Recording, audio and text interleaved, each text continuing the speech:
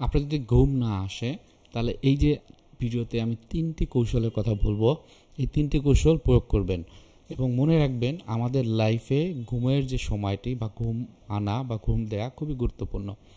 আমাদের কাছে যখন মনের সমস্যা, মনের রোগ নিয়ে আসে, আমরা কিন্তু একটা বিষয় খুব ভালোভাবে জানতে চাই, রাতের ঘুমটা ঠিকমতো হয় কিনা।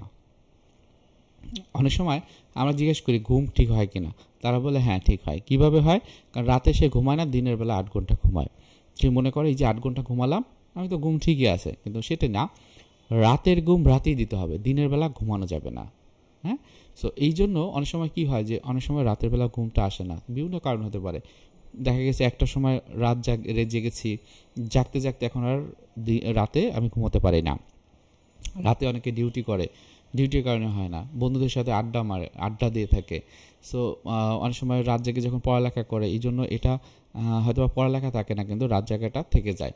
তাহলে এই জন্য কী করবেন, 1 নম্বরে যে বিষয়টি, হালকা স্ট্রেচিং করবেন। সেটা কীরকম? স্ট্রেচিংটা আপনার ইউটিউবে যদি একটু সার্চ দেন, বিভিন্ন রকমের স্ট্রেচিং আপনারা দেখতে পারবেন। অথবা আপনি ওই সময় একটু বুক ডান দিতে পারেন, হালকা হালকা একটু ব্যায়াম করতে পারেন, সেটা যেভাবে আপনার পছন্দ হয়, স্বাচ্ছন্দ্য বোধ হয়। একটু বিভিন্ন রকমের পোশ্চারে আপনি থাকতে পারেন। হ্যাঁ, তো এটা কি করবে, আপনাকে একটু ক্লান্ত করবে, আপনার নিউরোট্রান্সমিটারের জায়গাতে একটু পরিবর্তন নিয়ে এসে আপনার ঘুমের একটা ভাব তৈরি করবে।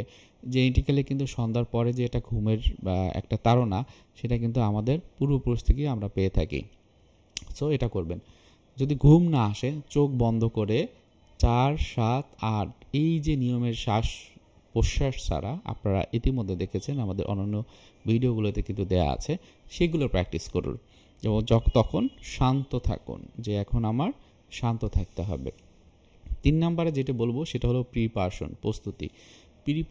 প্রিপারেশনটা এভাবে নিতে হবে, সন্ধ্যা হওয়ার পরে কিন্তু আমাদের ঘুমানোর সময়।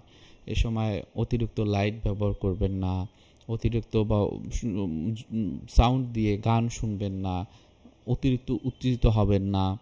আপনার যদি আপনার যদি কফি বা চা খাওয়ার অভ্যাস থাকে, সেটি সন্ধ্যার পর এড়িয়ে চলুন। ভারী খাবার, সেই ভারী খাবারগুলো যত আগে খেতে পারেন, 8টার ভিতরে খেয়ে ফেলেন, 10টা 11টার ভিতরে আপনি ঘুমাতে যাবেন। এরকম একটা প্রস্তুতি আপনি নিয়ে রাখতে পারেন। যদি এই বিষয়গুলো একটু লক্ষ্য রাখেন, আপনার ঘুমের সমস্যা থাকবে না।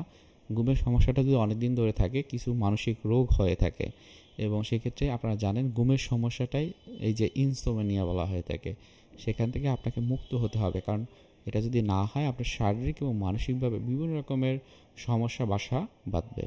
তো আজকে ভিডিও এখানে রাখছি, সবাই প্র্যাকটিস করবেন এবং আপনাদের আপডেট জানাবেন। ধন্যবাদ, আসসালামু আলাইকুম।